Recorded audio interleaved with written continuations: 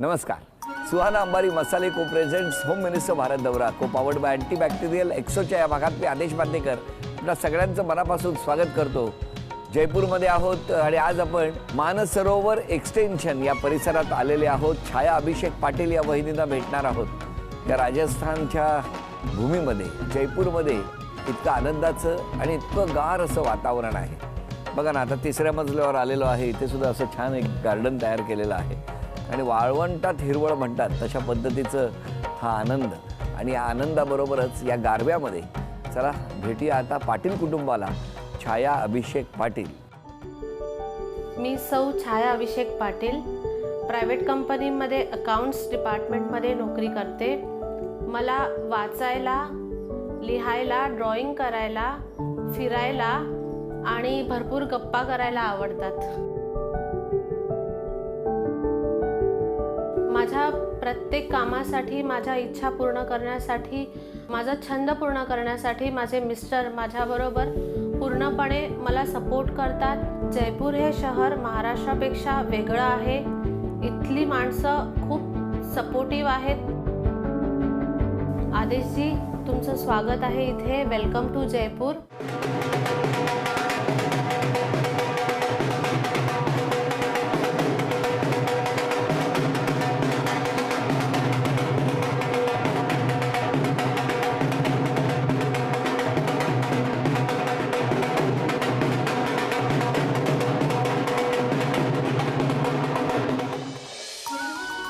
नमस्कार.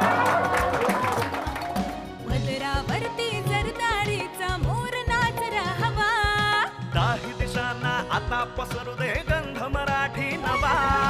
Home minister, home minister, home minister, home minister. काय आहे? गोड केवढं आहे बघू. राजस्थानचा विशेष दुधाचा लाडू. दुधाचा लाडू आहे. एवढा तुम्ही खाता? हा मला वर्षभर पुरेल. घ्या उखाणा. जयपूरचा घेवर तसा कलकत्त्याचा पान. अभिषेकरावांचं नाव घेते राखून आदेश भाऊजींचा मान. थँक्यू. पंचपक्वानांचं वाढलं ताट, बरं. तरीही जी आवडीने खाते भात. देवाचरणी हेच मागतो की जन्मोजन्मी मिळो मला छायाचा साथ. हळूहळू हे तांदळाची शेती करणार असं मला वाटायला लागलं. चला आता सुरुवात करूया आजच्या गप्पा. नमस्कार. नमस्कार. नमस्कार. कुठलं माहेर? मुंबई. मुंबईत कुठे? सांताक्रूजला. शाळा वगैरे शाळा पण सांताक्रूजला जवळ होती हां. आणि कॉलेज विलेपार्लेला. डहाणूकर कॉलेज. डहाणूकर. तुमचं बालपण? माझा जन्म जयपूरचा. जयपूर. लहानपणापासून इथंच. वडिलांना 40 वर्ष झाले. ही तिसरी पिढी आमची जयपूरमध्ये. पण मग तुमची ओळख कशी? तुम्ही मुंबई ते जयपूर? जुलै 2016 आमची ट्रेनिंग होती जयपूरला मणिपाल युनिव्हर्सिटीमध्ये. कसली? ॲक्सिस बँक दोघांनी जॉईन केलं होतं आणि कोइन्सिडेंटली दोघांची जॉईनिंग डेट सेम निघाली. तर आमची ट्रेनिंग ओव्हरऑल इंडियामधून जेवढे पण जॉईनीज होते त्यांची एकाच ठिकाणी ट्रेनिंग होती. जयपूरमध्ये? हो. ह्यांचं जॉईनिंग जयपूरचं आणि माझं मुंबईचं होतं. हां. मग ट्रेनिंग 15 दिवसाची होती आणि आम्ही जवळजवळ 12-13 दिवस एकमेकांशी बोललोच नव्हतो. शेवटचं मला सांगा, बोलण्याचा प्रश्न काय येतो? बोलणं म्हणजे आमची ओळखच नव्हती मग एकमेकांशी. बरं होतं ना, ट्रेनिंगसाठी आले होते. हो. शेवटचे 2 दिवस राहिले होते तेव्हा असं झालं होतं शॉपिंग करायची आहे. इथलं कोण असेल तर ओळखीचं सांगू शकेल. किती जण ट्रेनिंगला आले होते तिकडे? आम्ही मुंबईवरून 13 ते 14 होतो. 14. आणि संपूर्ण भारतातून 120. 120. त्याच्यात शॉपिंगसाठी एकच माणूस शोधला. हा, कारण जयपूरचे एकटे होते. काय हो, काय झालं? त्यावेळेस असं झालेलं की ट्रेनिंगमध्ये माझी ओळख सगळ्यांशी झाली होती. हे सगळे जे मुंबईचे 13-14 लोक होते ह्यांना हे वाटायचं की मी मारवाडी माणूस आहे, राजस्थानमध्ये मराठी नसतात. असा त्यांचा समज होता. त्या सगळ्यांचा असाच समज होता. नंतर असं झालं की ओळख वाढली. त्याच्यानंतर लोकांशी जेव्हा मराठीत बोललो तेव्हा त्यांना पटलं की बाबा नाही, महाराष्ट्रीयन आहे. मग आडनाव पाटील. अच्छा. मग त्या हिशोबाने ओळख झाली. आणि छायाच्याबद्दल सांगायचं झालं तर ट्रेनिंगच्या शेवटच्या 2 दिवसात ओळख झालेली. ओळख म्हणजे फक्त नाव माहिती आहे. या लोकांचं असं होतं की आम्हाला शॉपिंगला जायचं आहे तर त्याच्यासाठी आम्हाला कोणीतरी लोकल जयपूरमधला माणूस पाहिजे. बरोबर. तर तू आम्हाला हेल्प करशील का?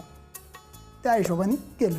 13 जणांना घेऊन गेले. नाही, त्यावेळेस 5-6 लोक होते. आम्ही फक्त 5-6 मुलीच होत्या. 13तल्या 5-6 मुली आणि हे एकटे जयपूरचे. शॉपिंगसाठी आम्ही फक्त एवढेच जण गेलो होतो. हां. आणि असं होतं की आम्हाला सकाळपासून वेळ होता, संध्याकाळची ट्रेन होती, त्या दिवसात शॉपिंग आवरून पॅकिंग करून आम्हाला तिथून निघायचं होतं, असं होतं युनिव्हर्सिटीतून. तर असं झालं की शॉपिंग फटाफट करायचं, त्या हिशोबाने पूर्ण दिवस यांनी दिला. खाणं नाही, काही नाही, फटाफट शॉपिंग करायची, धावायचे, इथे जायचे, तिथे जायचे. आणि आमच्या डिमांड्स अशा होत्या, मला हे घ्यायचं आहे, मला बॅग घ्यायची, मला ड्रेस घ्यायचा आहे. मग हे सगळीकडे फिरवल्याने तेव्हाच तुमच्या लक्षात आलं का की हो, आता हे कारण माझी इच्छा होती की काय नवरा अशी असा असावा धावपळ करणारा की असावा. शॉपिंग करून देणारा.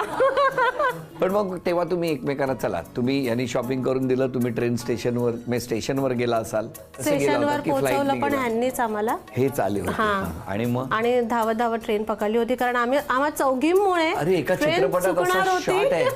खरंच त्यांनी धावत धावत ट्रेनमध्ये बॅग अशा अक्षरशः टाकल्या, आम्ही चढलो पटापट. आणि तेव्हा मी हा विचार केला होता की दिवसभर ह्याने एवढं मदत केली, ह्या माणसाला मी परत भेटू शकणार की नाही, असं हा तुम्ही- विचार मी मनात करून तिथून निघाले. पण मग मला सांगा, हे निघून गेले, हां, त्याच्यानंतर तुमची काय रिॲक्शन होती? खरंच सांगायचं झालं तर त्यावेळेस असा काहीच विचार नव्हता केला. त्यावेळेस फक्त निवळ मैत्री एवढंच एक डोक्यात होतं. नंतर मग फोनवरती बोलणं वगैरे व्हायला लागलं. कोणाचा फोन आला नंतर पहिल्यांदा हिचाच आलेला, हा, पोचलो म्हणून आम्ही सांगायला फोन केला. हो. निरोप धाडला. अच्छा. आणि मग आणि नंतर असेच कॉल व्हायचे आमचे की बँकेमध्ये आज असं झालं, आज असं सेल्स करायचं होतं, मी काय करू, कसं करू. असं किती महिने चाललं होतं फोनवर? 6 ते 7 महिने चाललं. जुलैपासून डिसेंबरपर्यंत बोलणं चाललंच होतं. मग ते म्हणाले की आपलं एवढं चांगलं जमलंय. माझ्या घरचे मला मुलगा बघत होते, ह्यांच्याकडे मुलगी बघत होते लग्नासाठी. त्यामुळे आपण असं करूया, आपण लग्न करूया घरच्यांची परमिशन घेऊन, असं ते म्हणाले. हा, ते म्हणाले. का हो तुम्हाला असं वाटलं? नाही, मला असं वाटलं की बाबा हिच्याबरोबर एक ओळख झाली आहे, फोनवरती बोलणं व्हायचं. तर हे होतं की बाबा आपण लग्नाच्यासाठी एक जोडीदार बघतो आहे. तर एक मनात असा सहज विचार आला की का न हिच्याशी आपण विचारावं. पण त्या अगोदर मी माझ्या घरच्यांशीही विचारलं, त्यांनाही विचारलं की बाबा असं माझी एक मैत्रीण आहे, चालेल का. तुमच्या घरून होकार आला. तुमच्या घरी कसं काय? नकार होता. महिनाभर माझी आई बोलतच नव्हती माझ्याशी. पण सांगितलं कोणी आईला? मीच सांगितलं होतं. तर ती म्हणाली ठीक आहे, मी बघते, घरच्यांशी बोलते वगैरे. पण सगळेच नकार देत होते आधी. तर ती रागवलीच होती माझ्यावर, महिनाभर बोलतच नव्हती ती माझ्याशी. आणि नंतर मग काय झालं, मी तिला परत म्हटलं की बघ असं असं आहे. परत मग नातेवाईक तर शोधत होते मुलगा, त्यांना कशाला त्रास ना, मी बघून ठेवलाय, तर बघून घे तुम्ही, तुम्हाला आवडला तर तुम्ही होकार द्या. तर मग मी सांगितलं यांना. मग ह्यांनी फोन केला, माझ्या आईशी बोलले, तर आईला पण असं तुम्ही वाटलं तोपर्यंत मुंबईला जाऊन त्यांना भेटलेच नव्हते? नाही. की नाही. मग काय होकार दिला तुम्ही? होकार म्हणजे हे आले बघायला, आई बाबा आले होते, दादा वहिनी आले होते पुण्यावरून, ह्यांचे मोठे भाऊ आणि वहिनी. तर ते आले, घरच्यांशी बोलले. घरच्यांना खूप आवडलं तेव्हा बोलणं, म्हणे की आहेत. म्हणजे त्यांना असं वाटलं होतं जयपूरला राहतात म्हणजे मराठी नसतील व्यवस्थित, त्यांना बोलता येत नसेल, कसं असेल, आता काय काय असेल. म्हणतायत? आता तर खूप खुश आहेत. खूप खुश आहेत. हो. बरं, तुमच्या आयुष्यातला किंवा आतापर्यंतच्या 2.5 वर्षातला मसालेदार किस्सा सांगा. पहिला मसालेदार किस्सा म्हणजे आमचं लग्न जे ठरलं. कारण आजपर्यंत आपण जे बघितलं आहे ते असं असतं की मुलीला दाखवण्याचा कार्यक्रम असतो किंवा असं काही. आमच्याकडे मुलाला दाखवण्याचा कार्यक्रम झालेला. कारण आम्ही आईबाबांबरोबर ज्यावेळेस ह्यांच्याकडे पहिल्यांदा गेलो तर आम्ही 5 लोक घरून, ह्यांच्याकडे 25 ते 30 लोक. सगळ्यांना तुम्ही माझ्याशी काय? बोलायचं होतं. सगळ्यांची लाडकी आहे ना मी. हो, 25 जण होते. अच्छा. मग त्याच्यानंतर असं झालेलं की प्रत्येकाशी बोलणं झाल्यानंतर परत रिस्पॉन्स असा आला की आम्ही विचार करून सांगू. म्हणजे होकार नाही, नकार नाही, पण विचार करून सांगू. आणि तो विचाराचा काळ जो होता तो 1.5 महिना.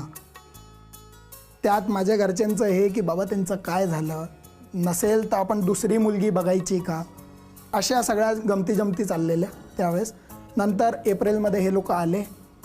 त्यावेळेस परत एक गोंधळ असा झाला की एप्रिलमध्ये हे घर वगैरे बघण्याच्या हिशोबाने आले आणि लग्नाची तारीख निघाली 2 जुलै.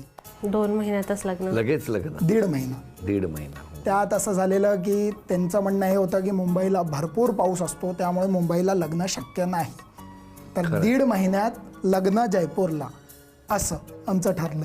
आणि मग जयपूरमध्ये केलेलं लग्न आमचं इथेच जयपूरला झालं झालं. Destination wedding type. हो का? सगळे मुंबईहून आलेले? सगळे आले होते. एकदम छान. मग आता येतात बाकीचे का एकदा गेले ते आता ते नाही म्हणाले येतात बस येतात झालं. येतात येतात. येतात ना? हो. तुम्हाला दोघांना शुभेच्छा देत असताना एक छोटंसं आव्हान आहे. एक एक चिठ्ठी शोधत ती चांदीची अन्नपूर्णा तुम्हाला मिळणं अत्यंत आवश्यक आहे. घरातले सांगू शकतील चिठ्ठी मिळाली की ज्ञानेश्वर माऊली ज्ञानराज माऊली. चला वेळ सुरू झाली. देवाचे ज्ञानेश्वराचा फोटो आहे त्याच्यात बघ. ज्ञानेश्वर माऊली. पंचमुखी हनुमान. या दारावर 20 सेकंद झालेली आहेत. वाच वाच. कपडे धुण्याचे आधुनिक यंत्र. Washing machine. बाहेर तिकडनं जा. Washing machine. 40 सेकंद झालेली आहेत.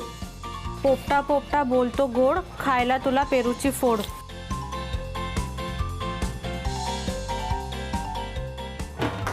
या हे चांदीचं नाणं तुम्हाला मिळालं, अभिनंदन. दुसरी चिठ्ठी मिळाली त्यामुळे चांदीचा कुंकवाचा करंडा मिळाला, अभिनंदन. तिसरी चिठ्ठी मिळाली, चांदीची तुळस तुमच्या घरात आली, अभिनंदन. आणि 1 मिनिटाच्या आत ही चांदीची अन्नपूर्णा सुद्धा आपण आणली, अभिनंदन. आणि वहिनींना सुहाना अंबारी मसाले यांच्याकडून मिळते आहे ही भेटवस्तू. धन्यवाद. तुम्ही तर मगासपासून गप्पा मारता, पण तुमच्याबद्दल सासू सासऱ्यांचं काय मत आहे मला ऐकायचं आहे. छाया लग्न होऊन आल्यापासून सगळ्यांशी अगदी असं आम्हाला वाटतच नाही की ती मुंबईहून आली आहे. ती इथं आल्यावर आमच्या घरातच अशी मिसळून गेली आहे की आम्हाला जाणवतच नाही की ती मुंबईची इतक्या लांबून आलेली मुलगी. फक्त एवढंच आहे की तिला राग पटकन येतो. पण राग आला तरी ती असं म्हणजे जास्त वेळ रागवत नाही. लागली समजलं की समजमध्ये येतो तिला राग. द्या. छाया जेव्हापासून आमची सून म्हणून आली तेव्हापासून ती घरामध्ये चांगली रुळलेली आहे आणि बाकी हसतमुख असल्यासारखी असते, परंतु मधनं तिला कधी राग येतो. ते मुंबईचं टेम्परेचर आहे, हो ना? जेव्हा हिचं लग्न ठरलं आणि हिच्या घरातले बघायला आले होते त्यांना मी सांगितलं की मी 35 वर्षापूर्वी इथं आलेली आहे किर्लोस्करवाडी सांगलीवरून. तू इथून मुंबईहून आली मग घाबरायचं काही कारण नाही. इथं सगळे लोक एवढे चांगले आहेत आणि तुम्हाला काळजी करायचं काही कारण नाही. बरं झालं आणि ना खूप पण. चांगली आहे. मी तिला म्हणलं माहेर आठवण आली की तू माझ्याकडे ये, अरे वा. म्हणजे मी तुला काही तुला पाहिजे ते करू. पण ती अजून आली नाही. म्हणजे राहायला नाही येत ती. म्हणजे सासरच्यानी माहेरपणाची आठवण येऊच दिली नाही, इतकं प्रेम केलेलं आहे. अजून कोणी बोलणार आहे का? सामाजिक दृष्टीने पाहायला गेलं तर एकदम मनमिळावू आहे. प्रत्येक कार्यक्रमाला जॉईन व्हायची इच्छा ठेवते, घरातली इच्छा सगळ्यांची पूर्ण करते.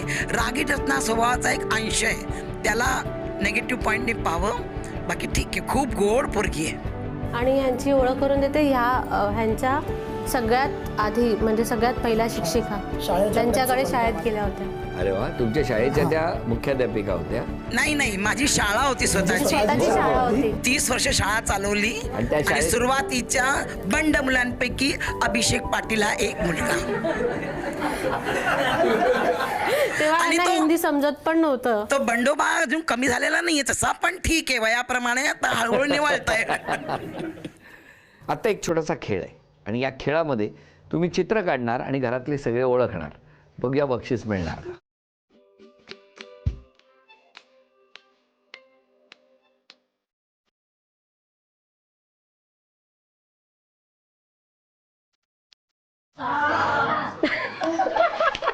यापेक्षा सोपं मी दिलंच नसतं, हो की नाही? अभिनंदन, हे पहिलं बक्षीस मिळालं. धन्यवाद.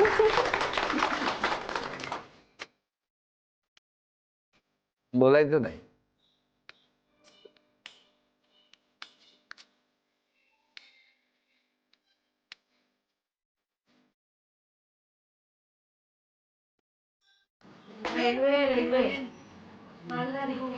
दहा, 9, 8, 7, 6, 5, 4 3 वेळ संपली. काय आहे? ठिकाण. कुठलं ठिकाण? एक ठिकाणी तिथं ट्रेन जाऊन थांबेल. त्याला काय म्हणतात? इसरलाट ठिकाण. इसरलाट ठिकाण म्हणजे काय असतंय? एक ठिकाण कुठलं? त्याला इसरलाट म्हणतात का?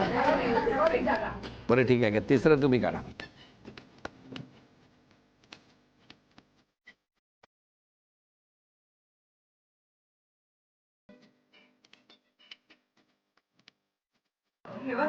दहा 9 अभिनंदन. बरं मला विचारायचं, इतकं सगळं कौतुक चाललंय, कसं वाटतंय हो ऐकताना? छान वाटतंय, आपलंसं वाटतंय. हो ना. तसंच काही तक्रारी पण केल्यात तुमच्या. चालेल ना. तुमचं एक वैशिष्ट्य आहे, तुम्हाला राग आला ना तर ते तुमच्या चेहऱ्यावर लगेच दिसतं आणि एकदम तुम्ही गप्प होता. ह्यासाठी की मी काही उलट बोलेन कोणाला रागाच्या भरात, त्यापेक्षा गप्प राहिलेलं गप्प राहिलेलं चांगलं. बरं. पण चेहऱ्यावर कळतं म्हणजे कसा होतो चेहरा? उतरून जातो चेहरा एकदम. काय हो, तुम्हाला कळतं? हो, वातावरण सगळ्यांना बिघडलंय? कळतं. सगळ्यांना मलाच नाही कळतं आता, जरा. घरच्यांना बाहेरच्यांना सगळ्यांना कळतं की राग आलाय. हो का? हो, मनासारखं झालं नाही की नर्वस होता? होतं असं. मनासारखं नाही झालं तर इच्छा पूर्ण नाही होत असं होतं ते. म्हणजे की हे या वेळेला व्हायला हवं होतं पण होत नाही. खूप इमोशनल आहात. हो, काय? खरं आहे. सांभाळून घ्यावं लागतं. अजून 2.5 वर्षात जेवण काही चांगलं करता येत नाही. हे बघा, माझ्यावरती ढकलू नये. हे बघा, दाखव. हे बघ रेकॉर्ड करायचं. आता 2.5 वर्ष झाली ना, तेव्हा जेवण येत नाही. नाही, आता चांगलं बनवती, शिकली हळूहळू. सुरुवातीला लग्न ज्यावेळेस झालं होतं त्याच्यानंतर खूपशा गोष्टी नव्हत्या येत, हळूहळू शिकते. खूप पटकन रागावता सगळीकडे आहे. कोणी एकाच व्यक्तीने लिहिली असेल चिठ्ठी. कुणी एकाच व्यक्तीने सगळ्या चिठ्ठ्या लिहिल्या आहेत का? बरं, हे बघा, रागीट आहे. चिठ्ठ्या संपत नाहीये. संपवल्या. बरं, आता इतके सगळे आरोप केले, काय म्हणणं आहे तुमचं? प्रयत्न करेन राग कमी करायचा. होईल काय? असं झालं तर तुम्हाला आवडेल? नक्कीच आवडेल. आवडेल. मग इतके दिवसात का सांगितलं नाही तुम्ही? असं म्हणता येईल की मी खूपदा सांगण्याचा प्रयत्न केला, पण माझं म्हणणं आहे आदेश भाऊजींचं म्हणणं ह्याच्यात फरक आहे. तर बहुतेक आदेश भाऊजींचं म्हणणं ते ऐकते. माहेराचा निरोपच घेऊन आलाय. माऊली, राग कमी कर. अरे पण हसत राहा, आनंदात राहा. स्वतःमध्ये एक बदल करायचा असेल तर फक्त राग कमी करणं एवढाच आहे. आज क्षमा मागायची असेल तर कोणाची मागा? पहिली म्हणजे देवाची मागीन, काही चूक झाली असेल तर. मनापासनं हिच्या माहेरच्या लोकांची मागीन की त्यांच्या लाडक्या लेकीला एवढं लांब घेऊन आलोय. त्या क्षमाच्या बरोबर हे पण सांगेन की तुमची लेक आनंदात राहील ही जिम्मेदारी माझी. अरे क्या बात आहे. वा वा. तुम्ही क्षमा मागायची तर कोणाची मागा? मी तर सगळ्यात आधी ह्यांचीच मानेन, कारण मी खूप त्रास देते यांना. हे कळलं? हो, मला माहीत आहे. खूप जास्त त्रास देते. म्हणजे लहान लहान गोष्टीवरून मी त्रास देते, चिडचिड करते. आणि दुसरं तर आई बाबा, कारण त्यांच्या अपेक्षा पूर्ण करणं ही माझी जबाबदारी आणि त्या होत नाही आहे माझ्याकडून. तर ते प्रयत्न मी करेन. तिसरं बाकी कोण असेल ज्यांना मी हे कळत न माझ्याकडून चूक होत असेल की बाबा अभिषेक वेळ नाही देते आम्हाला, असं होत असेल तर मी म्हणते की त्यांना मी इथूनच क्षमा मागते की हे असं होणार नाही. अभिषेक सगळ्यांना वेळ देईल, कारण अभिला खूप सवय आहे की कोणी मदत मागितली की पटकन धावत जायचं. मग घरात अजिबात वेळ देत नाही. मग त्यावेळेला मी थांबवून ठेवते किंवा असं बोलते की थोडा वेळ तरी दे, थोडा वेळ तरी आराम कर. किंवा असं होतं ना की इथून पुढे जर कुठे पटकन जायचं असेल तर जायला देणार. 2.5 वर्ष झाली आहेत लग्नाला. परत झालं मी 30 वर्षांनी आलो नाही. 2.5 वर्ष झालेली असतानाच आलो. आणि या कुटुंबामध्ये आणखी आनंदाची वाढ लवकरच होणार आहे. ती वाढ होत असताना या घरातला आनंद सुद्धा द्विगुणित हो आणि टप्प्याटप्प्याने या घरात, या वास्तूमध्ये कायम सुख, समृद्धी, वैभव, आनंद आणि शांतता राहू ही मनापासून प्रार्थना. आणि आता क्षण आलेला आहे तो सन्मानाचा.